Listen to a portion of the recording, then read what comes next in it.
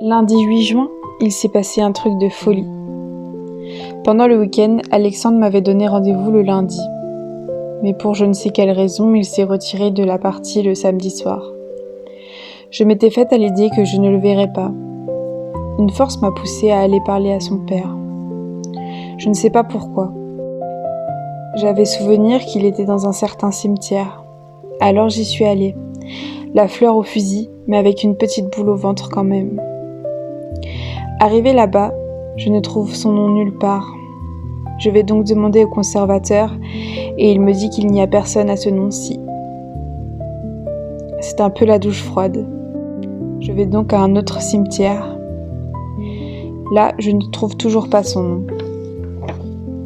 Je décide alors d'appeler la mairie, qui elle-même a du mal à trouver l'information. Il trouve enfin le bon cimetière, qui était en fait le cimetière collé au premier cimetière où j'étais. Je trouve le jardin du souvenir, je m'y pose et je commence à parler à son papa. Les mots ne viennent pas tout de suite, il y a d'abord un grand silence. Puis, je lui confie son fils. À la fin de cette conversation, j'ai eu un besoin d'envoyer un message à Alexandre.